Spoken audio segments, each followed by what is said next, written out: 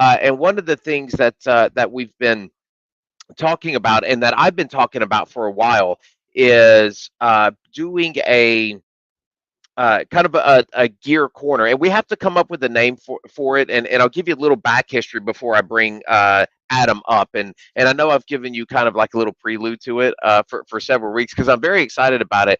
I am I guess you would say maybe a sim gear geek, if you will. And so when I Okay. first started sim racing, Adam, he ran with me in another series, and I started buying some stuff off of him, and I bought some pedals and some other things, and it started to grow into this whole contraption that I have now. But I did a lot of studying, and I thought that Adam really, as a source of knowledge, has been fantastic because I could tell you he's tried pretty much everything.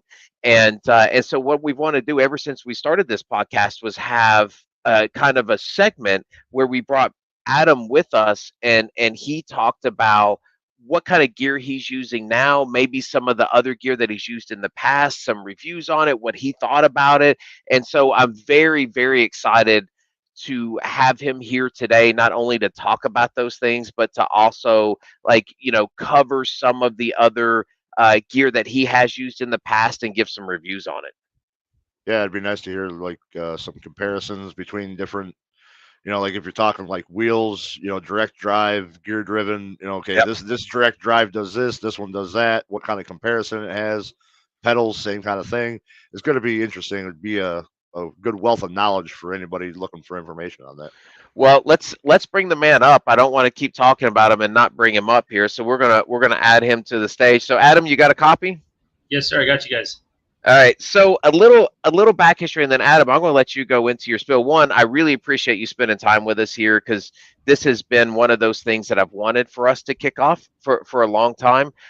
Because I would consider you to, be one of the people that you could really talk to get good, honest, quality feedback on sim racing. Maybe I've even seen you post a couple of reviews in some other discords, and I think that's really important. So I wanted to bring you in. And I think the very first set of brake pedals or pedals that I bought from you actually was the Simjack, or that style, that very first version. But tonight you want to talk about pedals, man. So I'm just going to turn it over to you, and you kind of give me a history of the pedals that you've been through and what you're driving now and what you want to represent tonight. Yeah, for sure. Yeah, I've been doing. I got an iRacing. I don't know, 13 years ago. And took a hiatus for about 7 years because it was just too damn expensive. But about the time COVID hit, I got back into it, and started off with the Logitech, like I think everybody does, right? You get the G29 and pedals, and you go have fun, and then you see people going faster than you, and you ask them what they have, and they've got load cell pedals, or they've got direct drive steering wheels. Guilty. Um, and obviously there's a lot of guys out there that use the Logitech stuff or the basic Thrustmaster stuff or whatever it is, and they're damn good with it. They're extremely competitive. But once I also learned that I was not going to be competitive and a Coke Series driver and all that kind of stuff, I started to build my rig for immersion. Right. I Hmm. wanted it to feel as close as it could to be a race car because I don't have the funds to get into any sort of racing. So for me, it was on the sim world. So I've started, or I've had, I think, almost every pedal except for the brand new like Semi Cube like active pedals. I haven't had those because I don't have $4,000 to spend on new pedals. Um, but pretty much everything from potentiometer to Hall effect sensors or Yep. slide sensors, load cells, whether it be 75 kilograms, 100 kilograms, 200 kilograms, hydraulic. I pretty much had them all. And during all of my get them, have them for a week or two, sell them to someone like you, John. Uh, Yep. what I have now are the Go Sim Racing pedals, and honestly, for the price, in my opinion, they cannot be beat. Um, they're very close to the SimJack and the I think it's like SimSon or something like that. Yeah. Um, when I had those other types of pedals, because I had those too before I got these ones, they weren't as accurate. And what I mean accurate is when you let off of because every single one of these pedals is a load cell. Uh, Throttle, brake, and clutch. Those are all load cell pedals. Um, on the Sim Jack and the Simpsons, when you would let off at the throttle, it would be reading, say, negative 16,332 was your bit rating or bit reading. Next time you let off, it'd be 15,900. Mm-hmm. So they just were not consistent like these are. Every time I let off the throttle, it goes to the exact same, point. When I push all the way down, it goes to the exact same point. And that's the same thing for the brake and for the clutch. Now, the brake's a little bit different because you can adjust the strength of that with springs or rubber like elastomers or whatever. Um, but for the price of $300, in my opinion, they cannot be beat. And the owner over there, when you buy the pedals, he will tune them to what he feels they need to be. And so, through all my experience with it, the way he shipped them, I haven't touched them since then. They have been so good right out of the box. Now, the one thing that I do not like about them, and I think this is what kind of scares people away from some of these, types of pedals not being, a Sim Magic or a Moza or a, Husing or a brand name. Fanatic, yes, is Yeah. they don't have software. So when you go to configure them in iRacing, you push the throttle all the way down and let it off in the brake and so on and so forth. But if you wanted to put in dead zones, there is no software for you to do that configuration in. So you have to go into the back end of iRacing, into the Joy Cab file or whatever, and you have to essentially manipulate the bits in there. And so with that, it's a little bit of trial and error, right? It's okay, pushing all the way down on the brake is 4,092. Well, I don't want to have to push that hard, so I want to back that up to 3,500. Well, that's that's not enough. I want to be able to push more. So unlike the software where you have a slider, you can move it and drag it around, and it's very user friendly. These don't have that. So like I said, you have to go into the iRacing. So it's it takes a little bit of back and forth and back and forth. And I've had friends that have bought these pedals or bought a similar one that doesn't have a piece of software, and I've explained to them how to do it. It's like once that part is explained, oh, okay, that makes perfect sense, right? So it's trying to get that knowledge out there to other people to not be so scared of something like this, right? So because people look at the Fanatec pedals, and for $100 more, no way would I get the V3s, or the V3 inverted pedals, because with these pedals it's an individual pedal. You can mount it where you want it, how you want it. You can do it inverted on one pedal, and two pedals are left flat down. However, though, these don't come at this price point, don't come with a base plate, right? So to get the base plate, I think that's like an extra $60 or $70. I don't remember. 63. Yep. Yeah. See right there. So you get the pedals, you get the base plate. That right there is cheaper. Well, there it is right there for $349. If you bundle the Phantom Pros with the base plate, it's only $350. So that right there is going to be cheaper than the Fanatec ones. And in my opinion, just leaps and bounds better. There's a lot more fine-tuned adjustment that you can do with these pedals. As you can see there on the throttle, you can see the spring, so you can really adjust the preload that you have in the throttle. Also, as you'll notice, they also have hydraulic dampeners on them. You can see that little black thing right there. Yep, all those come built into the pedals. Even on the Sim Jacks, if you want that, that's an added cost, right? That these all come with. They also come with those. You can kind of see the little red nuts on the side.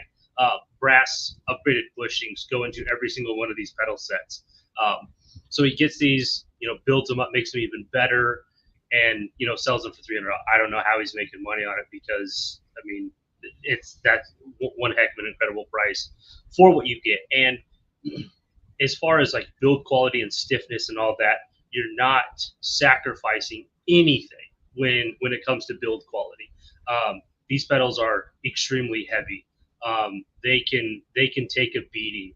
Because one thing that I like to do is I like to really mash on pedals when I first get them, almost to the point where like I'm never going to do that during a race. right? But if they can withstand that kind of stuff, then I know that they can withstand the test of time. Because while I do love to, change different, bits and pieces and all that kind of stuff, uh, if I ever want to sell them to somebody, I don't want I don't want to sell somebody something and then come back to me in, 3 months and be like, dude, what the heck did you sell me? These things are a piece of junk, right? So I like to put them through the paces so that way when I do recommend them to somebody, I know that they are going to be equally as happy as I was with it. Now, a lot of times I get rid of something not because I don't like it. It's just because there's something new out there that intrigues me and I want to get it. And so it's like, if I buy these pedals for $300 and Russ, you're looking for a set of pedals and you really want to try these, I may give them to you for $200 and call me if you ever have any questions or anything like that. Because for me, what I've also learned about is just the community of sim racing and stuff like that. Like I said, when I started doing this 5 years ago, I didn't know anybody on the sim racing world, and over time I've gotten to meet people and meet them in real life. And I mean, me and there's another guy that I race with, Cody Riggs.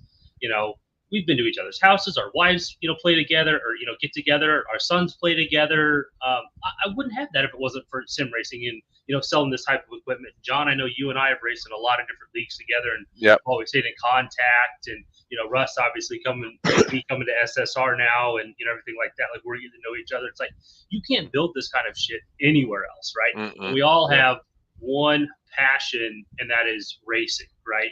Yep. And so if I can help out, another person, I don't even care if I make them faster than me. I think John, no offense, but like when we started, like I think I helped you, and then you became too damn fast for me, right? It's like, hey, why did I tell him all that information?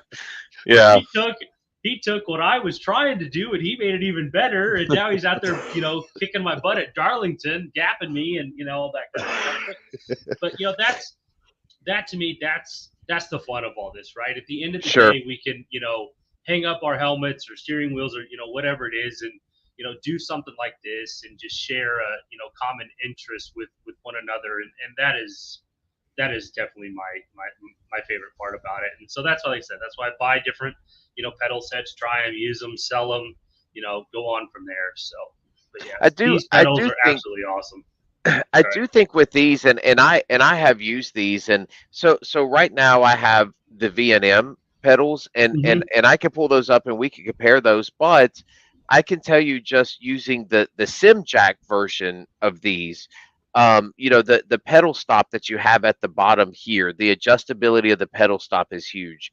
The tension in the throttle and how you can change the throttle. And I don't know if a lot of people see, but when you mount this, depending on your rig, on the very back, it has all of those slots in different areas where you can raise the pedals up or drop them down to however you want it to do it. But I really enjoyed these. And I will tell you the one thing that I can say that I feel like I completely agree with you on is these things for the money, the durability that you have out of this set of pedals versus something else. I think I ran these for 6 to 7 months, but we can spend 3 to 4 hours a night on a sim. So the beating that these things have taken and being able to hold up to it was huge. As a matter of fact, I think actually that set that I bought from you, it broke it up, and I put a clutch set on the P2000s, and and just even those, these pedals to me felt better than the P2000s felt. So I think for the pricing, you can't beat it. And this guy, I know him as well, and he's a local guy. I'm in Nashville, he's in Chattanooga, but really good guy to deal with. And I don't know how he's making any money either, because I think on most of the websites it's $300 without him machining the pedal faces and changing anything else. Yeah. Taylor's awesome, and that's another thing too that I feel like if I ever have an issue with these pedals, right? Taylor has been there, because like when I ordered them, I think I also ordered the like clutch like stage 2 thing. He messaged me, he's like, hey, do you want me to put this on for you? And then I also think I bought like the extra like brake like adjustment, like extra dampeners and all that kind of stuff. And he asked me, he was like, hey, do you want me to put this stuff into the the way that I like it? And then once I got them, hey, I see that those things were delivered to your house today. Man, Sim Magic, Moza, none of them have ever asked me if my stuff arrived, right? And then since I've got them, hey, what do you like about them? Have you or number one, did you put them on your rig yet? Do you like them? Have you tried them? what do you think, I can do to, improve them, and, all that kind of stuff. And like I said, the one thing was the software, and the second thing was you can kind of see it there on the throttle pedal, but on the preload adjustment knob, up a little bit with your mouse, right there. There needs to be a secondary nut that you essentially go Hmm. nut to nut with, so that way after time that one, grub screw, or not grub screw, but thumb screw, or thumb nut can't back itself off, right? Yes, it's got tension on it from the spring, but weeks or months worth of hammering on these things, that thing's eventually going to start to kind of back its way off. And that is one thing that, while I've tried all these different pedal sets, and I think it's why I'm not as fast as I want to be, is because my body has to relearn muscle memory, Absolutely. right? Yep. So as soon as you start messing with that, it really affects it. These pedals come with the rubber elastomers. I took all those off and I put springs in everything, because the rubber elastomers over time will slowly start to balloon, and they will start to feel different. Now, you're never going to notice it, excuse me, day to Right. day, but the way that they were today versus 6 months, they're going to feel a little bit different, right? So then once that elastomer finally explodes and you put a new one in there, now that pedal is going to feel completely different, right? So I made sure to put springs in it, which is one thing that VRS did in their pedals. Now, I've never Hmm. tried the VRS pedals. That is one set that I haven't tried. But they all use the same principles as these pedals. Everything in those is load cell. The only difference is they use nothing but springs in all three pedals, where these do in the clutch and the throttle, but not the brake. Now, you can buy the springs and you can put those in and do it yourself, which is the way that I did. And that was something that me and Logan kind of talked about. He said, "Oh, maybe I should offer a set in that way." But kind of like I told him, is like you start doing that, and now you've got 4 or 5 different versions of pedals, and it just makes his life a little bit more difficult when he's got to ship something out to somebody. Now, instead of just having 20 boxes of pedals, he's got to have 5 this way, 3 this way, whatever. And then it Right. just becomes a little bit of a headache from a logistics standpoint. But yeah, so like I said, you cannot beat it. If anyone is out there thinking about, I want to get new pedals for my sim rig, what should I do?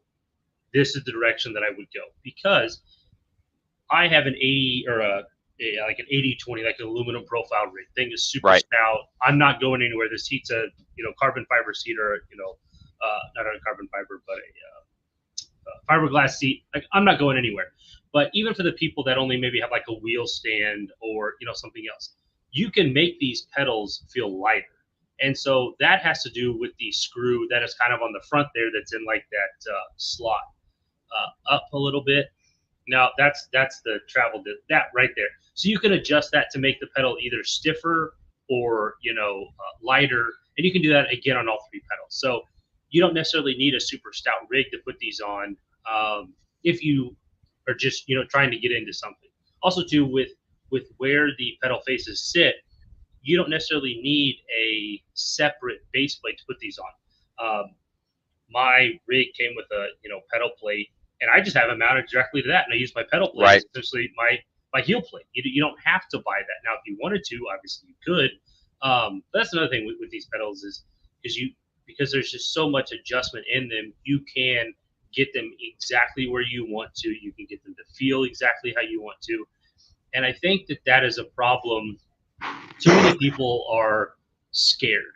They buy something, and they don't know how to touch it, and want to touch it for the fear of breaking it.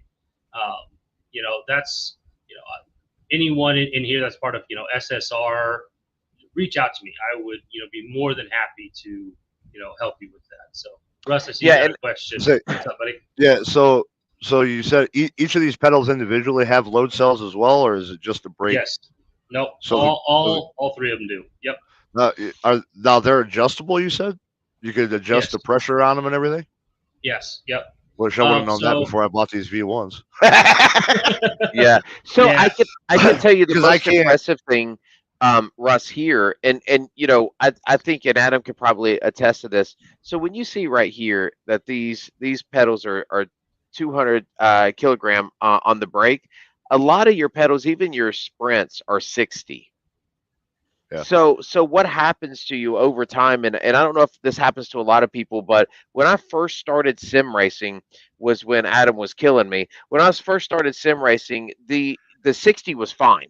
It was fine, but over time you start to put a little bit more pressure on the brake, a little bit more pressure on the brake. And then when I got into doing some of the GT3 stuff and some road stuff, the 60 did not do it for me. And the sprints, I was actually like, Adam would say you would blow these elastomers out or you would expand them, and you Hmm. push them so hard to expand. And that's because they had a limitation. At this price, it's really hard to find a 200 kg brake pedal at anywhere close to this price. Like I said, and the other thing I think to Adam's point, when I look at the V3s, the one thing I could not stand with the V3s is they're shaft mounted. So if I wanted to do an adjustment here that on some elastomers, I had to take two rods out of this thing and essentially disassemble this entire assembly and then try to put it back together correctly. Yes. And it was an absolute nightmare versus something like this here. Yep. It's just a simple, you know, move and a lot of the adjustments, you only need, one Allen wrench or just your fingers to, you know, kind of adjust some stuff there, which is Yeah. super nice. Because yeah, I had the V3s and it was okay. This feels great, right? So then you fire up iRacing or Set a Course or whatever game you're playing, right? You go to race and you're like, this sucks. So now you got Yeah. to get down underneath there and make a change. Well, guess what? By then your monitors are on top of it, your PC, all that, your rig is put back, and now you've got to take the pedals off of the base plate, make the adjustment, put it. Nope, that's still not what I want. So you spend hours upon hours, and that's where, like I said, a lot of people are just like, screw it, I'm just going to leave it and I'll learn to deal with it. And then they Yeah. wonder why, an hour into the session, they got shin splints or something like that or whatever. It's just because they weren't able to get them set up the way that they wanted to, and that's where the guys over at Ghost, they set them up the way that they think, over the time that they've had them, that where they think they should be. Um, and out of the box, they said they feel phenomenal. Yeah, they are fantastic. So, okay, Adam. So I appreciate. I think maybe next, I would like to talk about button boxes because I think button boxes versus Stream Deck. What should you do and how should you set them up? I think that's a really hot button. Before we get into the big things, I do think that pedals is a great thing, and that's a great representation of the Ghost because I think that for me that the pedals were the thing that made the most change. This all this other stuff is a comfort and being able to Yes. have quick buttons, but I think that the pedals make the biggest difference. So the next time we do this, I really want to go through like some cool stuff like button boxes, what you do, putting on lights on the button boxes, things like that. I think that would be a pretty cool conversation to have. Oh yeah, of course. Yeah. Again, I've gone through multiple different button boxes. I've even built my own at times. Yeah. So, but if anybody wants to know about Ghost, about those pedals, about how to set them up, like Adam said, there is something a little odd in the software, but really, I just set the baseline up and then I went into the UI and I did the final adjustments and I didn't have any problems with it. So, but just reach out to Adam on our Discord. And he'd be happy to walk you through it. Okay, so Adam, we want you to hang with us because Yeah. we do have someone else that we're wanting to bring up, and I've never talked to this gentleman actually. What one on one? We've shared some messages, but we have something really cool going on, and Adam, you're going to be a part of that for tomorrow, and that is our league versus league. We've talked about this several times and what we wanted to do on a league versus league, and essentially what it is we come up with the idea to get as many leagues as we can together to um, you know spread out and be able to have SSR guys run with some other leagues and their drivers and just have a good time and that was the initial thought and when I posted out there we got a lot of feedback and I think it's actually grown into something that's pretty solid that we actually have. I think we're going to have tomorrow 7 leagues that are going to run. So we've got a lot of participation in this, and Tom is one of those guys that really helped us out. I'm going to bring Tom up. He is another league owner, and we're going to give him, the mic and let him talk a little bit about his league and the things that are going on with him, and then we're going to get into the league versus league because we've got some pretty good conversations to have. So, without further ado, I'm going to try to bring Tom up here. And Tom, do you have us, sir? I got you. Can you hear me? Yeah, we've got you loud and clear, man. Well, we appreciate you coming on. Yeah. I snagged your logo here because I wanted to bring you up and throw your logo up here, and I really appreciate the assistance you've given me. You've created the league session that we have, Yep. the Discord channel that we've got. So I just want to turn it over to you, give you a couple of minutes to describe your league, what you run, when you run it, and then we'll get into the showdown. Yeah. Sounds good. I appreciate it, John. Thank you. So, I run Front Row Esports on iRacing. We've been a league on iRacing for 7 years now. They started over in console and migrated over to iRacing and been there ever since. We run mainly run trucks and next gens. We run Thursdays and Fridays. Um, we used to do Xfinity and Arca and Dirt and all sorts of stuff, basically 5 nights a week. But just it's a lot, and It's a lot. Yeah. so we just kind of stick with trucks and cup. It's kind of what everybody likes to run, and got an awesome group of drivers, and just the family aspect that has happened over the last 4 or 5 years is what I think to me makes iRacing an amazing community, right? Just Absolutely. the people you meet, the friendships you make, makes it a lot of fun. We also have uh, been working on it behind the scenes for quite a while now, called Front Row Garage. We Okay. working on a setup shop, kind of like a Discord based setup shop. If anyone's familiar with like Buster's Corner, it's kind of similar to how that's set up. So that's in the process. So that's going to be pretty exciting once that's all done. But again, that requires time, and between running Front Row, and I do race control 5 nights a week for every league but mine. And you know I, and then our broadcaster just broadcasting for the league. So we got a lot going on, but it's fun though. Yeah, I think just when, and this is SSR's first season really running, and Hmm. so we're new to being able to put the leagues on, and we've had our we've stubbed our toe a couple of times, if you will, and had to do our changes. But just Hmm. to pick your brain a little bit, especially on the stream, because a lot of people come back and watch this too when Yeah. they get off, and some of your drivers I know will come back. if Oh yeah. if you could think, if for owning the league as long as you have, or running the league as long as you have, what are some things that you think, like, what is your mission statement for a league? So what are a couple of things that you say as a league owner, these are things that we need to do with our league to stabilize it and make sure we create that family atmosphere? So the big thing is, like, when we first started, right? It was all about car counts. You wanted those, 40 plus guys out there racing hard and putting on a good show, ultimately, right? And over the years, we've realized, we can put on just as good of show with 20, 25 cars out there, produces even better racing. Everyone's having much more fun. At the end of the race, you don't have all the bickering and fighting going on in Discord, right? Because as a league owner, that you hate that, and at least I do.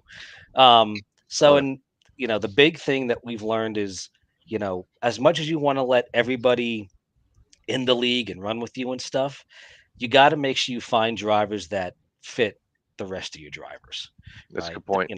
Don't let anybody run, and obviously you're going to give anyone a chance, right? Because you don't know who they are or how they race, right? But if the racing's not up to your standard, do not do not hesitate to be like, hey, your racing's not up to our standard. You have to go find some other place to race. We all try to be a nice guy, but let's face it, since COVID, there's leagues have pop up every day now in iRacing, Oh yeah. right? Hmm. So they can go find another home and at a place that better suited for them. So yeah.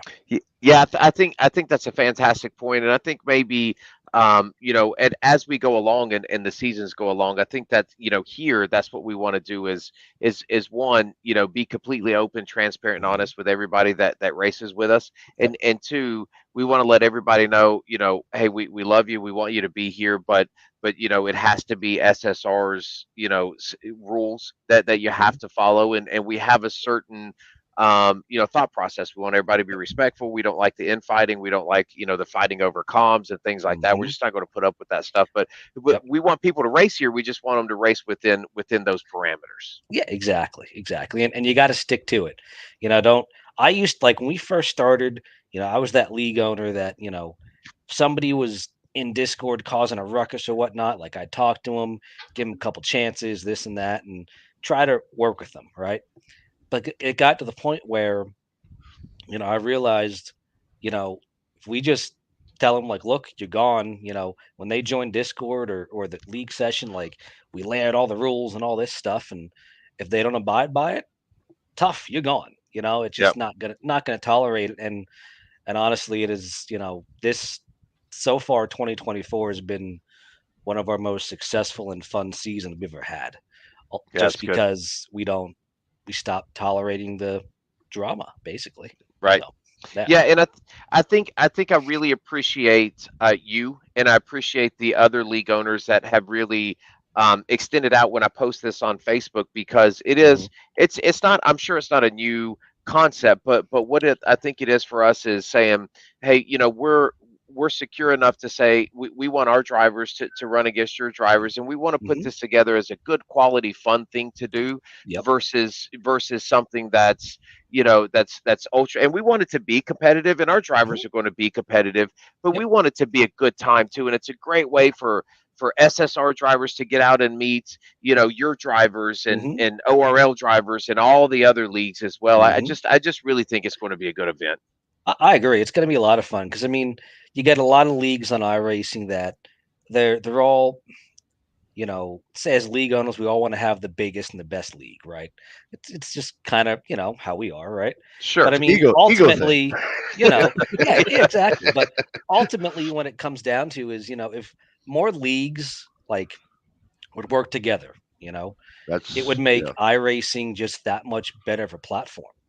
yeah. Because like for example, 2 years ago, um, buddy of mine uh, owned and ran Crooked Line Racing. It was strictly a short track league. All they did was short track racing, and a lot of their guys raced with us on Thursdays and Fridays. Then a lot of our guys raced with them on like Mondays and Tuesdays. So 2 years ago, we ended up kind of combining leagues, combining Discord, putting everything all under one roof, and you know people like, oh, that's not going to work combining leagues. A lot of guys didn't like it, thinking, oh well, this is going to take over this or take over that. But ultimately what it did, it just made the family, the family went from 100 people in Discord to now we have 300 people in Discord. And Hmm. it's just it made the family that much bigger and that much more fun, honestly. So Yep. it's if more leagues could work together, it can make iRacing that much bigger and better of a platform.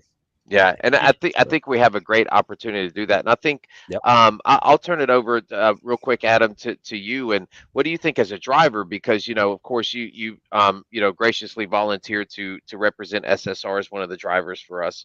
Mhm. But when you heard about this, what was your initial thoughts, and what's your overall thoughts about it? So what I really like about this is, so every Wednesday, right? I'm out there banging doors with you and Russ to to beat you, right? Right. And I don't care what happens to you, right? Because it's our race, Yep. it's Right. our season. But now doing this, like, we obviously as an SSR, we're going to be our own little family, and we're going to work together to beat all these other leagues, and so Yep. it's going to build friendships and relationships that otherwise I wouldn't have the opportunity to Hmm. do, right? Because Mhm. you can't have every single one of your drivers in a Discord channel at the same time, because then you'd have 30 people yammering on, right? So Yep. me and Russell never sit in the same Discord channel together, right? Me and you Nope. never sit in the same Discord channel because we're on This is different actually the teams. first time you and I have verbally Yeah, talked. but now we are gonna go out tomorrow night and we're gonna race together, right? So Yep. you're gonna be helping me, I'm gonna be helping you. We're all gonna be talking about pitch strategies or whatever, and through that you're gonna teach me something, I'm gonna teach you something, right?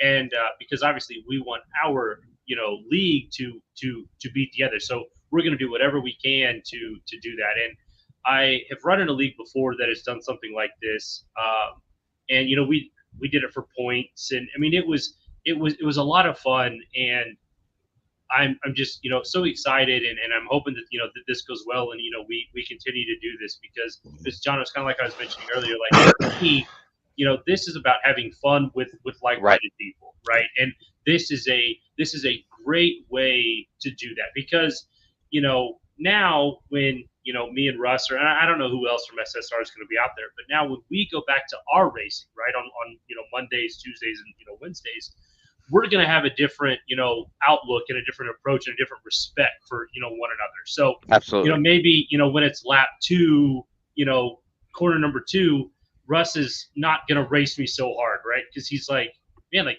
we race together in this, right? So I don't want to burn this bridge. And Russ, I'm not saying that you have, but I was just saying, like mentally in my head, I'm laughing at everything you're saying because I never race anybody hard. I suck. I'm still learning everything. Don't make me sound better than I am, buddy. Well, hey, what was it? Just this last week at what was it? Texas. You Texas. out qualified me, and I got Yeah. wrecked. Before I could even catch you. Yep. So Yeah. you obviously did something at Texas that. Well, you can thank your buddy up there in the top left because he worked with me for 3 days straight, getting me faster there. So. See, so what's going to happen, John? You're going to help Russ, and Russ is going to be faster than you, and then you're going to like because he came faster than me. It's a vicious cycle. I remember we are way off topic, but I remember we had this league that was an invite only, and it was their cup series, kind of like what we are wanting to build here at SSR, and so they tiered us as drivers. So they gave us tier 1, 2, and 3, and Adam was a tier 1, and I can't remember the other people was tier 2, and I was a tier 3. I was coming up from like the rookie or the Xfinity League and going up to that. And I remember we had a race at Homestead, and it was just it was bumper to bumper for 5 to 10 laps before the end of the race. And so I got into a chat, and the first time I had talked to Adam, and I'm like, "Ah, dang, you're fast," And he was like, "Yeah, you're pretty quick too."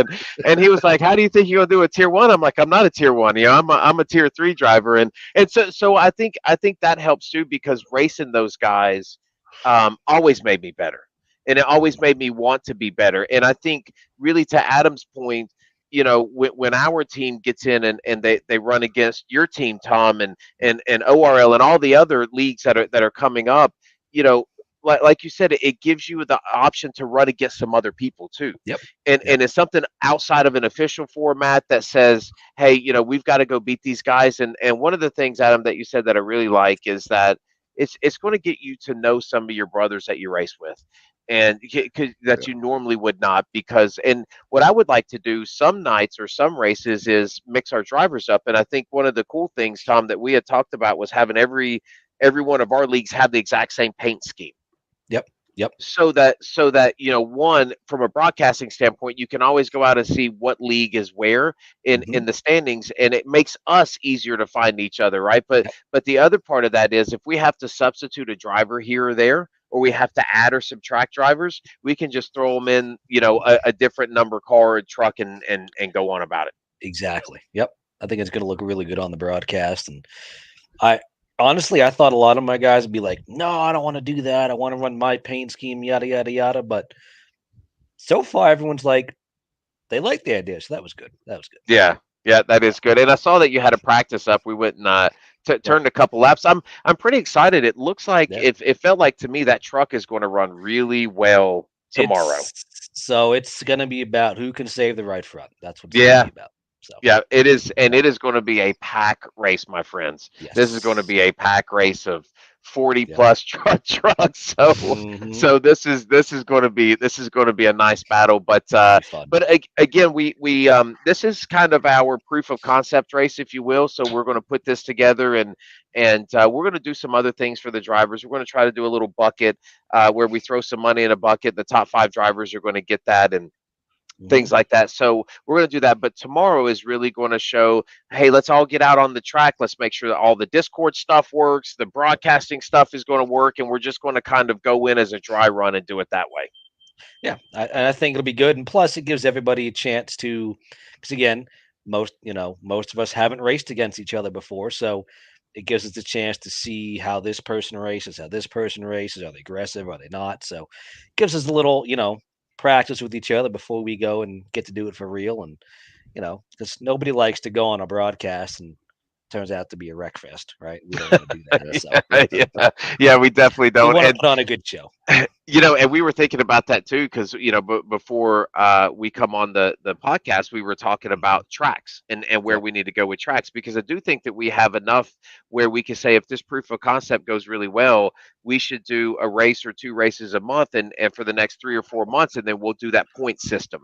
Yep. And Yep. essentially, what we've all been talking about is we will take a four truck, so the top four finishers in each league will get Hmm. those points. Yeah.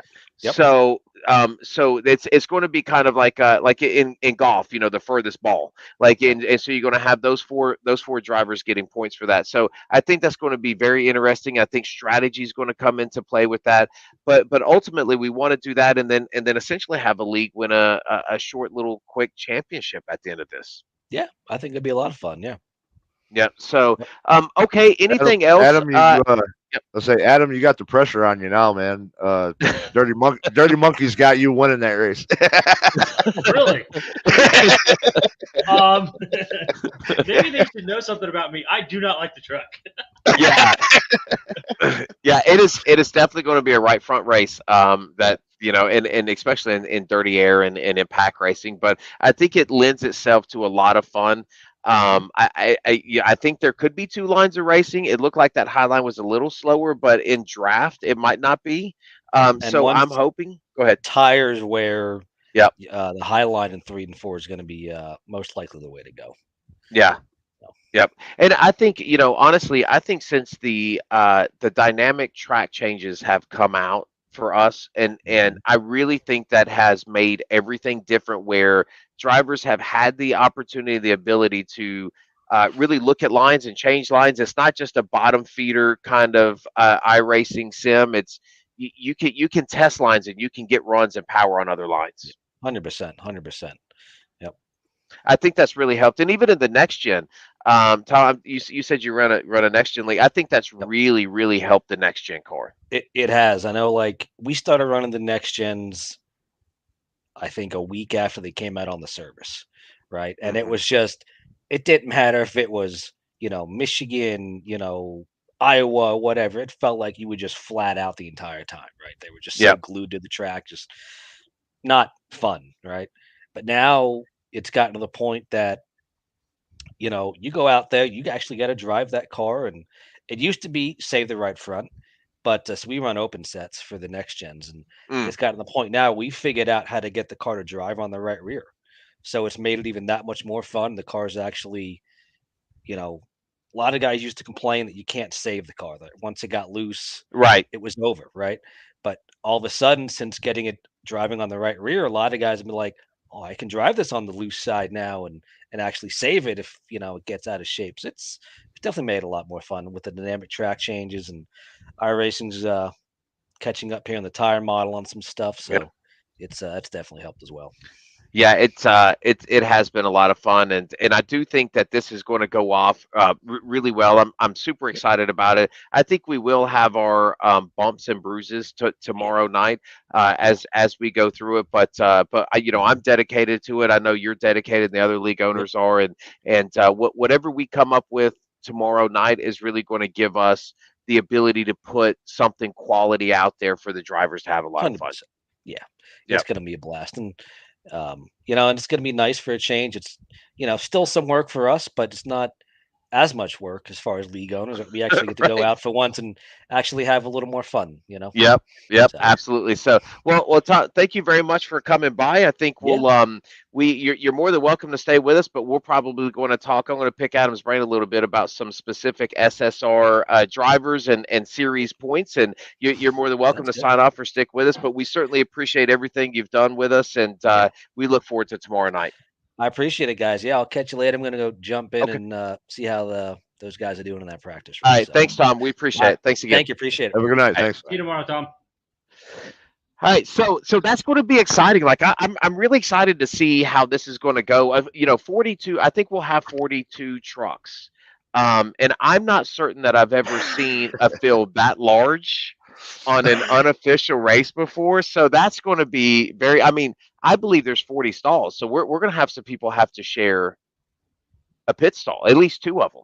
That's going to be interesting if it's a pack race. Like I said, I haven't done much with the truck there, so if it's going to be a massive pack, um, I think we're going to see some cautions. Yeah, it is definitely going to be a pack race. I did from what I seen and what I practiced a little bit. But of course, I'm going to try to just be up top, and I'm going to try to race control. But all right, so I want to get into, and we're going to start, Adam. I think first with the trucks, because we did have the All Star race, and I don't know if you've seen it, but the All Star race was thin. The field was thin, but we ran Kern, and Kern really lended to some fantastic racing in the trucks for some reason. Like we put the IRP set in, Mhm. and the drivers could downshift if they wanted to, or they could stick in the fourth. It let some. We had two heat races, well, a heat race, and then it rolled over into the feature. We had some cautions there at the end, but it was a blast. But I'm more interested in seeing really how this point system is going to shape out. And I wanted to pull up the points, and you're going to know most of these drivers, obviously, since you run with some of them. But we've got some really good drivers here, and I think we've seen the closest races have been in the truck so far this year. And we've seen a lot of good action. Even Kern was some great action, and a little bit Oh of yeah. fireworks at the end. Adam, I don't know if you've seen it, but we had the 75 truck get into the 83 truck with about 2 or 3 laps to go, and kind of shipped him on to get the win there. No, I I wasn't able to check out the broadcast yet. Yeah, yeah. So I think what we're looking at, we have I believe we're 9 races in, and of course that was a non-points race for the truck. So I think we're kind of, we're not even narrowing down to a championship race, or even a contender race. But I got to tell you, I think there's a lot of speed there, a lot of drivers doing good. I think one of the Danny Dow is one of my early picks, and I haven't seen him in a couple of weeks in the trucks. I haven't seen it. He was running in the Cup Series as well, and I Yep. haven't seen him in there. Yeah, he hasn't been in there either So lately. I don't know what he's got going on. Yeah, he I thought, especially in the trucks, he felt more he, to me, it looked like he felt more at home in the truck. So like when he ran the Mhm. truck, I think early on he was able to run the truck. Danny in particular, I think runs really hard. And I think he enjoys running hard, and he doesn't want to give up spots. Not in an overly aggressive way, but I think if he's got an outside line and you sneak underneath of him, he'll give you room to run. But he's going to run you hard, and I appreciate that about Danny. What he doesn't do is he won't run you over from behind when you're going into a turn and things like that. So I liked him in the trucks because to me it looked like his speed and his pace was really great there. So what I've noticed, over the years on iRacing is people that either have or do race professionally, right? It doesn't even necessarily have to be oval asphalt stuff, right? But the people that have actually raced before, they race with so much more, like, I don't want to, like, aggressiveness, but yet uh, like fairness, right? To where Yes. Yep. us that have never driven a real car before, right? We tend to drive over our heads, or want to get mad because we took it three wide and ended up getting involved in an accident. Well, yeah, okay, maybe we weren't the ones that initiated the contact, but we stuffed it in three wide and expected the other two guys to just bow down and be okay with what we were doing. And when obviously you haven't done those types of situations to when it actually will cost you money or Mhm. affect you physically, right? Because there's no danger in iRacing. Right. But because those people have that have real world experience, have had to endure those type of situations, they approach it in a much different way. And I think that in Danny's case, like that translates into what you're able to see on iRacing, right? Um, so I think that's where a lot of his hard racing but respect comes from. Hmm. Yeah. Yeah, and I think that's the biggest. I believe you hit it right on the head because it's funny. We talked about all of these guys that drove dirt, and I think Danny drives dirt as well, and it's funny because I will tell you the other odd thing. It seems they take to trucks the quickest if they come off of dirt and go into asphalt. And I think it's because of the solid axle on the rear. It doesn't have the Yeah. independent rear Hmm. like the next gen does, and Naturally they can hang looser. it. Yeah, they can hang it on the right rear if they need to, and I really think that lends to some great racing because, like, I'm going to pull up the standings here because I want everybody to look at where we're at, and I'm see if I can share this with you because, well, maybe I will not be able to share it. Um, does it show that I'm sharing, guys, or no? You cannot see Nope. that. I don't No. All see right, anything. we're going to try Oh, this. How about this? Can you see there it that? goes. Yep. Okay, so we had, and even last week, I thought Blake, um, you know, probably was in a good position to win that race, but I'll tell you, you've got McKellar sitting here in second that I think has really started to, from a pace standpoint, come into his own. But I do think you would see a really tight battle here between Danny and Blake for that top spot because I think he's just really had a good quality, solid finishes when he gets out there and run. But the guy in fourth that's sitting back here, Lane, again, comes from that kind of that Hackney kind of racing stable. Hmm. Really good driver. Is really good in the truck. Seems to be, his pace seems to be a lot quicker in the trucks than it does in the Cup. Although he's had a lot of great races in the Cup. Yep. But that guy can sneak up there and win any race as well. Hmm. Yeah, one thing, and to kind of piggyback on your talk about William is confidence is huge when it comes to this kind of stuff too. I remember it took me in the first league that I ever did. I was like, oh, I'm gonna win, a couple races, battle for the championship. Dude, I didn't even finish in the top 10. Right?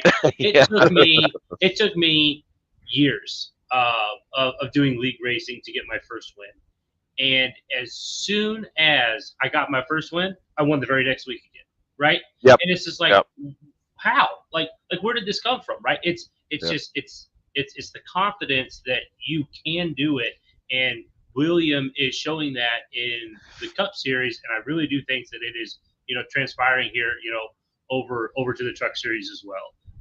So and Yeah. same with Lane too, and I think too for a lot of people's when SSR started, you were talking about, having a, field full of 40. We had a lot of cars, and it was a struggle for people to get to finish.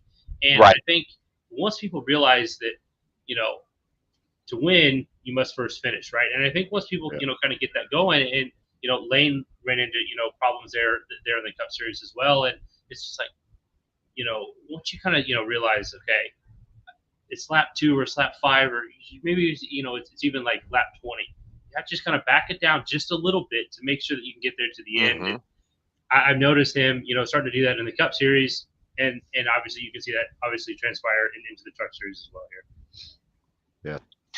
Yeah, I think you're exactly right, and I've seen a lot of growth. I'll be honest, I've seen a lot of growth from a lot of drivers already this year, and what one, Absolutely. it makes me a little proud to see that, and two, it kind of justifies the things that we do, right, Mm-hmm. and the rules that we put into place, and I'll be honest, we try to be as transparent as possible here, and the rules need some rework, especially on the premier side, and that's going to happen in the off season, and we're going to get the product that we want to put out there. But I think we've really seen that group of drivers that we want to build this league around, and Mm-hmm. and these are the guys that we've done. But I will tell you, just with Lane and McKellar and a lot of drivers like that, we've seen some growth where they came in pretty hot and had some issues early, and they've kind of started to mold themselves into great race, and it's only going to make them better racers at the end. Mhm. Having a cooler disposition will only make you finish racers in a better position, races Yep. in a better position. You know, 100%. Yes. Yeah. so I do think that the I think the series is kind of shaping up to be really good, but we've got some other guys. Ira, that started in the trucks, and now he's moved up to the cup side. Has really shown some speed lately, and can really handle his vehicle, and he did that same thing in the Cup Series. But then we've got some other guys. Alan Wild is there too in the top five. So we've got some great drivers in the trucks, and I think that's where we want to do with the Xfinity Series is get some of those drivers in the Xfinity Series, where they can move up to the trucks and then move Hmm. up to the Yep. Premier Series as well. Yep. Yeah, yeah. I really like leagues that have the step ladder progression, right? You have to pay your dues to show that you essentially are worthy of being in the Premier Series. Right. Yep. Right. Yeah, and that's the one thing that I like. I wanted to make this series to be like, especially bringing in guys who are running the Premier Series like you're running in the Xfinity, Hmm. and it's to bring the knowledge of what our expectations are at the higher levels that you could bring down and explain to the newer guys. I mean, it may be difficult for you running in the Xfinity because there's, a couple guys who are, below 1,000 IR. They're still new to the service, but Yeah. it's okay. This is what you did. This is maybe how you should have done it. This is how it's done as you move up. Yeah. It's So expanding that knowledge to the newer guys as to how things are done in SSR yeah. moving forward. So and that's actually a lot of the reason why I wanted to join the Xfinity Series. Number one, my best friend on here, Cody Riggs, he can only run on Mondays, right? So uh, this was starting up, and I'm really excited about where SSR is heading. So I wanted to bring him on board. But I'm also looking at it kind of like Russ, like what you were talking about is like, be there, as another, senior SSR guy to, Yep. help and not necessarily because I also know what it's like to be a driver when, if you're doing something wrong or whatever, when you've got an admin, breathing down your neck, like it's a little bit different when you just have like just another driver, right? Right. Right. Kind of thing. So obviously that's not actually that's not even anything that we have even discussed, but that's kind of the way that like I'm kind of looking at it is to be there to like help other drivers or whatever kind of thing, Yep. just to kind of get their feet wet and stuff because obviously we've all been there. We see a lot of drivers that maybe fast for like the first 5 laps and then they're like, why do I suck all of a sudden? Well, it's because you're probably Yeah. turning your steering wheel 180 degrees to the left, right? Yeah. That's why you're fast for those first 5 laps. Right. After that, you have zero tire left, and so it's about Yeah. balancing that kind of stuff. And honestly, and I think you guys picked probably the best car that you could have in the Xfinity car because it is the one that requires the most, in my opinion, the most saving. Right? You have Right. to really save that, and it's difficult to do. But if you can do it in the Xfinity car, it can be done in the Cup car, and it can be done into the truck. It's really nice in that aspect of things. Obviously, the Gen 4 is going to be the best one, but that car is a freaking handful, and Yes, it is. it is not the car to use to for the rookies or beginner series, so to speak. So you guys picked the best car to do it in. Yeah, and I think it's really funny because I remember distinctly when I first started sim racing. I had a good run. I thought I was running like top five for a couple laps, and like when you first start running and you can actually start keeping up with people, and you're like, holy cow, I can run with people, and then I remember like a day later, I got a message, and they said, hey, we went back and looked at the race, and we need you to try to hold a better line. And I'm like, what are you talking about? Like, I was running the top five. What do you mean? It was hard for me to swallow, Yeah. right? And I think that over time, what I don't want is I don't want Xfinity drivers to come on and think, man, like you just said, an admin comes on and just throws something at you, Yeah. and then they say, hey, I don't need to be here. I don't feel comfortable. This isn't where I want to race. And then they leave, because that's not the point of that league. The point of that league Right. is to allow people to grow where they do feel comfortable, and that we will have patience, and we want to see them grow to those next levels. And that's the entire intent of that. But I think, Adam, you said something that really dawned on me, and that was, there's this Dunning Kruger effect, if you will, and that is where somebody that doesn't know anything about something learns a little bit about it, and they learn just enough to think that they Mhm. know everything, but not enough to know that they know nothing. Yeah. Right. So that chasm is the Dunning Kruger effect. And I think what happens to a lot of racers is that, let's just say, if you put it in an IR rating, that 1200 to 2500 range is probably some of those guys that think, hey, you didn't run me right, you didn't do this, and you didn't do that. But when they go back and look at it, they're like, oh man, yeah, that was on me. Yeah. That one was my fault. And I think that's where those knee jerk reactions, I think that's really where that Xfinity thing is going to help people grow. Yes, Yeah, because for sure. when you're in your car, right? I don't know how many times, damn it, John, why did you come down on me, right? You go Yeah, back and look yep, at the replay, and you're like, oh, nope, John did nothing wrong there. That was right, 100% on me, right? yep, Except for Kansas, where you got loose and decided to, ignore me. yeah, But yeah, that's, and it's also too about how you approach people, and that is something that my wife got so mad at me. I shouldn't say mad, but she, kind of had to have a conversation with me. She's like, hold on. So let me get this straight.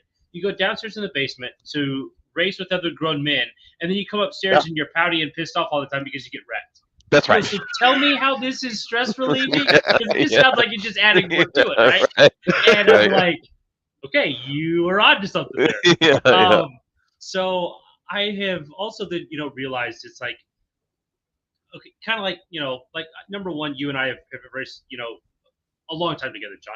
yep, But even if not, when something like that happens, it's about the approach of how you go to somebody. Hey John, notice you got loose at Kansas. I'm sure that was just an accident. Is everything cool? Right?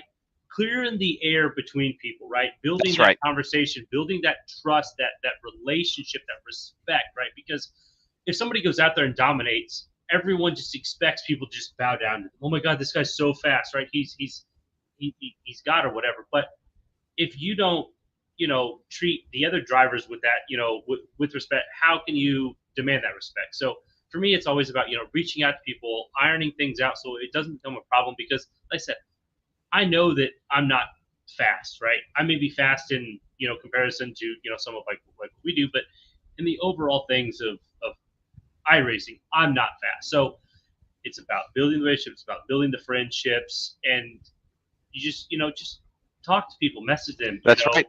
There's no point, because we all think that we're the best, right? We're all keyboard warriors, right? Because I guarantee some of the conversations that I've said to people, and people said to me, we wouldn't do those if we were face to face, right? It's easier to do it when you're up behind a keyboard. But I've gotten older enough now, and kind of learned it's like, don't need to be angry about it because it's a video game. Because there's been many of races that I've won. What does it do for me? Nothing. Right? Right. I go to work the next day and no one's like, oh my God, Adam, you won that, Yeah. virtual race last night. You're so cool. No one cares, right? So whether I win or lose, it doesn't matter. It's so get out here, have some fun. If you get wrecked, you get wrecked, so what, so be it. Now if it's, playoffs or, championship kind of stuff, and that's where if you've ruffled feathers along the way, you want to get that cleared up before those kind of things. That way they Yes. don't retaliate during those, situations. Well, a couple of things to that.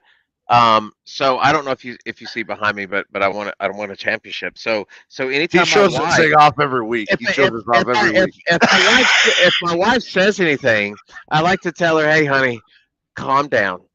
Okay, you're talking to a championship winning driver right here. You're not allowed to say those things. You were able to say it before. Lower the level of your voice when you're talking to me. Hold on, that flag that is sitting right behind you there, that Chop Shop Racing. Yeah, I think yeah, I won the very first. I was the season one truck champion. I've also got three other champions. So yeah. I'm a 4-time champion. That's But right. see, but see, that's it. Like no one cares. Like my wife's not like, oh Yeah, my god, my husband's a Yeah. 4-time iRacing champion. Doesn't matter, right? right, right. Yeah, it's like, honey, I don't think you understand. I have a code that I can get 5% off. At a sim shop. Yeah, If I need to, so that means I'm sponsored, right? So not only am I a championship, but I have a sponsorship. So yeah. yeah, yeah. But no, I completely get it, and I think that's why with us in SSR we want to do we're trying to throw up some more practice sessions for everybody to get in and turn some laps. Ron brought up a good thing about having some practice and everybody jumping in, and I think we're going to do more of that. I think we'll go in and we'll do more scheduled practices where we'll throw that up. Where if we have a cup driver that wants to hop into a Xfinity practice, Mhm. we could say, hey, jump into that, and maybe you want to teach some guys something or how to turn laps. And one of the things that I think that we've started to do is when we're throwing those sessions up, we just all hop in a general chat. Yep. And I think that's what Russ was talking about earlier, where I just hop in his car and tell him what I see. And it all I think as long as all of the tide rises, it rises all the ships with it, right? So if Yes. we can make everybody around us faster, it's only going to make our product better.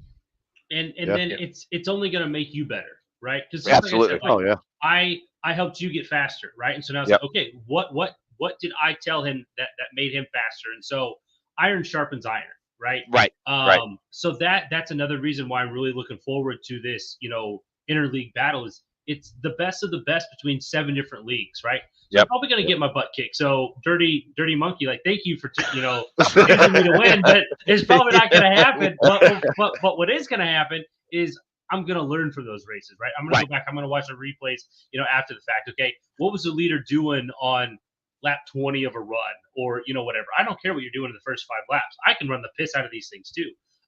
But how are you able to be that much faster on lap 20 of a run? And I think that's what a lot of people don't realize, because even when you go into practice sessions, what I see is people run 3 or 4 laps and they pit, run 2 or 3 laps and they pit. Hmm. Yeah. That's not what gets you the wins, right? It's Yeah. how can you be fast 20, 30, 40 laps in, especially where SSR, where we're 100% fuel. That's a whole nother ballgame, because a lot Yep. of the leagues, John, that we've done was 60% fuel, 70% fuel. So we were able to burn that right front up a little bit more. And Right. sometimes that's why we struggle when we get into these 100% things. And that's what I was really excited about coming to SSR, was this full fuel run, right? Because now I'm going to be, racing as people that know how to save their stuff. And if not, then I'm going to be able to, pass them, in, 20, 30, 40 laps. And I can tell you a couple of things that we are holding very near and dear to our hearts, and we're not going to change because it's the basis of what we are built on. Is that Yep. is the 100% fuel, the 3 sets of tires. We might play a little bit, and we might extend the length out on the cup schedule, the cup races, just a little bit in some of those races. But we'll have the longer races where we can see those green flags. We will change some of the rules. That the incident rule is probably going to go away. It will go away for Mm-hmm. season 2, and we'll do some different things. But that's really what our league is based off of. And I think we have in the past. I think Russ, what you and I were talking about this last night. The past 3 or 4 races for the Cup Series It's have been been one caution. really limited in cautions. Like we've Yeah, had some really we great. only had we only had one caution this past week at Texas, and that was 7 laps into a 120 lap race. So we ran 110 laps green flag. Yeah, we only had You one know, caution in Indy. yep. It Yeah, was only We one had at Indy, one at Pocono, I believe, too. There was six. There says there was 6 at Pocono. There Oh, was six yeah, at two at Pocono. two at Homestead. Um, 12 at Nashville. Um, Yeah, that was. but that's Nashville was tough. Yep, yeah, Yeah, yep. Nashville was 14 a at tough New race. Hampshire. But again, that's a it's a tough track. And I think that also alludes to it, is those are tracks that you don't necessarily see on the iRacing official side, right? So people don't have a lot right. of time into those, as well.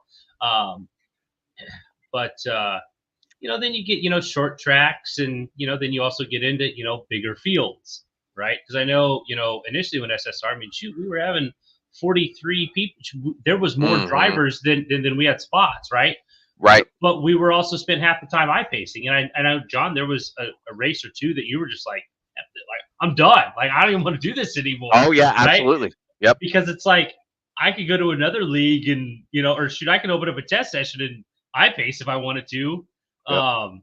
But obviously you're doing what needs to be done, right? You're making the changes that may not be easy for everyone to swallow, but you're doing it for, you know, the quality of the racing, not the quantity of the racing. Kind of Yeah. like, Tom was alluding to, like, if you don't align with our values, see you. Just Yeah. go Yep. on with yourself. Yep. Go find something else. And But I do complete. I will tell you the one caveat to what Tom said, and I really believe in what he said. I believe that I believe I need a little bit more of that, and I think we have developed that over time, where we take a very hard line stance to what we expect. We had a little chatter in the Discord this week, and we quickly muted people, and but I will tell you, I do like to see some of the changes that happen in drivers where we reach out to them and say, hey, listen, this is what we're looking at. We want you to be here, but we want you to be here on the terms that's going to make you a better driver and a better friend and family member to what happens at SSR. And we're not trying to make a cult, but I think what we're trying to do is give people. I want people to look forward to it, other than saying, "Oh yeah, that's that SSR race tonight. I don't really want to do it, but I told people I would, and I made a commitment, so I guess I'll run it." I want people to practice and look forward to running these races because they enjoy it. yes, Yep. yeah, You know, and yeah, I've got a team, Rev Racing. We've got, I think, 10 or 12 of us, and it's often been brought up to me. It's like, why don't we just do like our own thing?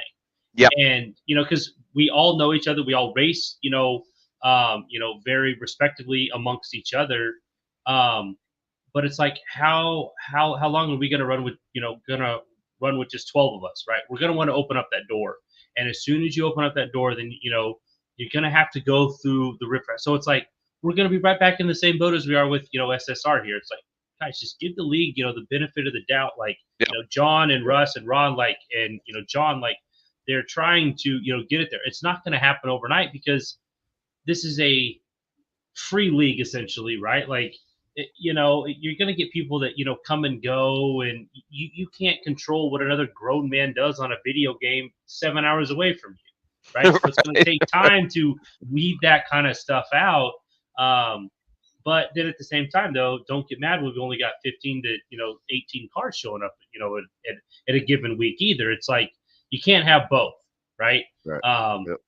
because we're not good enough, right? I mean, right. dude, even Coke guys, you watch those Coke races, and, they have races where there's 6, 7, 8 cautions, Oh yeah, yep, for and they sure. get mad at it. It's like, so we're a quarter as good as those guys are, right?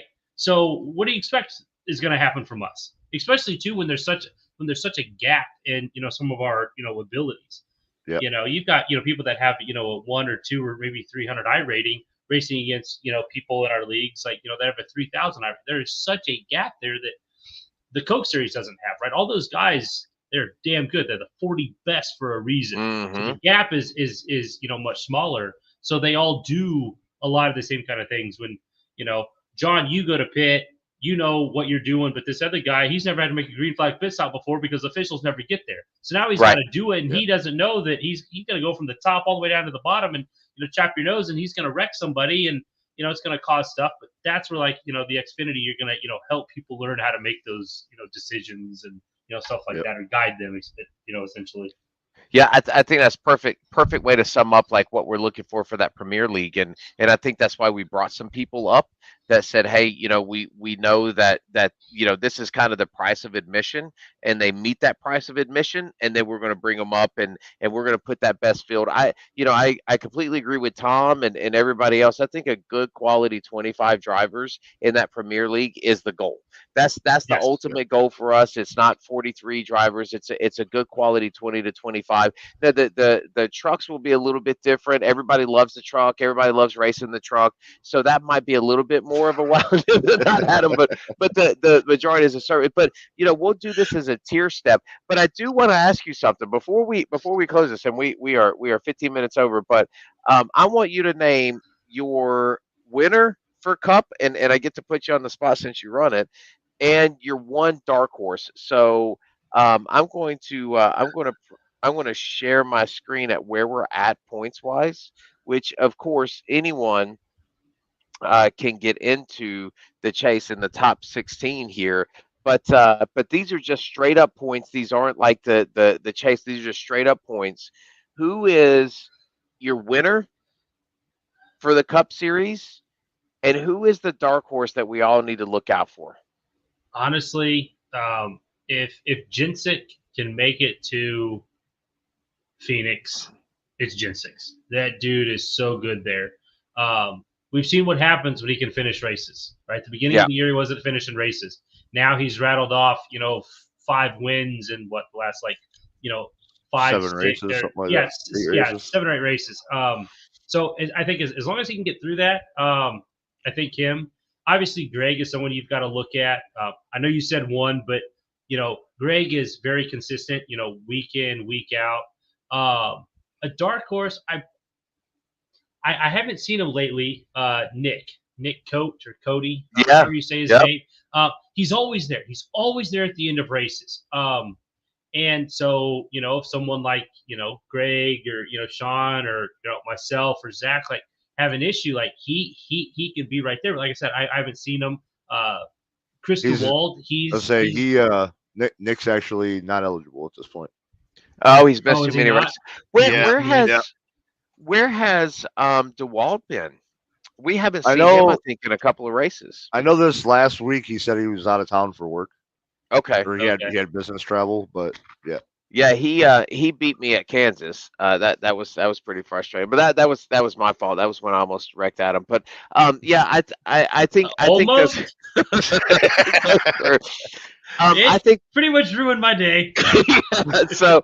I think it was. I think that those are really good picks. It could, you don't know. Like I think Greg. I think you're going to see a different Greg, and I don't think we have seen the Greg that's really zoned in yet. And I know I've said this on every podcast, but I think there's some speed there, especially on short tracks. You can never count that guy out on a short track. So I think Did we lose John? we might have lost John. He froze Sean up there a has little shown bit. us his. Oh, There he is. Oh, there okay. he is. Can you guys still hear? Okay, all right. I apologize. Yeah, So you so paused like up there for a minute. okay. So I was saying, like Greg, you can never count Greg out at a short track. And I Mhm. think he might be sitting back. It would not surprise me if Greg is sitting back and enjoying himself, having a couple little games with pit strategy and things like that. And you see a different Greg come points time. I think consistency is going to win here. I do believe that Sean has shown a lot of speed, especially on the mile and a halves. If you get Sean on a mile and a half, that's going to be some tire wear. You're going to see him run in the top three Mhm. if not being a threat to win every race. And but I will tell you, I think in the top eight, anybody can win. I mean, Adam, you covered them at Homestead. I You know. know, Too and bad the and championship's not there. right, you just never know. And I can tell you that you might have somebody come up that really surprises you. Again, I think McKellar's fast. I'm not sure if McKellar is ready to make a championship run, or if he's not ready to just win some races right now. Yeah, it's yeah. It's different. It's different. Well, You I know, mean, I and was I was I was looking up the stats, and our own Russell right here has had back to back to back top tens, right? right. So he's picking it up. At the time that you want Yep. to get hot, he's doing it. So there's your dark horse right there, staring at us in the camera. Nah, nah. Yeah, there you go. And That's more of an invisible horse because that's not going to happen. we'll bring we're going to try to bring a couple of spoilers in. We're going to keep looking for people that we know we're going to run well. and be able to hold a line. And we'll keep adding to our team and our family as we go along. Of course, those people are not eligible to win, but win the championship. But we want to put some people out here on the track that's really going to give some competition, some strong competition. And you've seen that with Kenny. He had a good race last race, and I've ran with Kenny quite a bit. You'll see him in the 44 car, but I've run with him a bit in another league, and he can be hot and cold sometimes too. But he was certainly hot last week. I think Hmm. Sean on that second stint. I think Sean was a little quicker than Kenny total. I think Kenny probably beat him out, got a little bit better. He jumped him by about 3 or 4 laps. And when he went in the pits, I kept thinking, like, why wouldn't Sean go in? And he kept hanging out for 3 or 4 laps past that. And when he finally went in, he was turning faster lap times than Kenny. The gap was just too far at that point. Yep. Yep. Yep. Yeah, You Yeah. that's know, what. The pit strategy was big Hmm. because you only yeah, had that, really that one green flag pit stop. That caution, there was a couple of guys that came down. I came down. That was just to top off fuel and get some little bit of right rear damage fixed from side slapping the freaking wall coming out of 4 on lap 2. yeah, yeah. That place now, Richmond is going to be different. I'm dead there. I'm dead. Richmond is tough. That's a tough track. That's a short track. Like, and we get a week off, so we get plenty of time to practice. But I think that's going to be a tough track. That's really going to test a lot of drivers there. Yeah, It our really first is. race. Let's say our first race there this year, I struggled really bad. I mean, I made a mistake. It took me out of the race about halfway through it, but I struggled the whole race bad. So I'm not looking forward We to the return. we've got what, 3 or 4 races left? Richmond, I'm looking at Michigan, that right There are now. Daytona, four left before the playoffs start. and then Darlington. So Darlington's where we end it. Yeah, Yep, Darlington is the Darlington's where we cutoff. are. Yeah. Okay. Yep. That is the season finale of Darlington. Yeah, so we're Richmond, Michigan, Daytona, Darlington. I think, really Richmond. Yeah, I mean, really, this is going to be a good stretch of 4 races because you have a short track. You really have 2 tracks. You've got kind of have a draft track in Michigan and then a true super speedway in Daytona.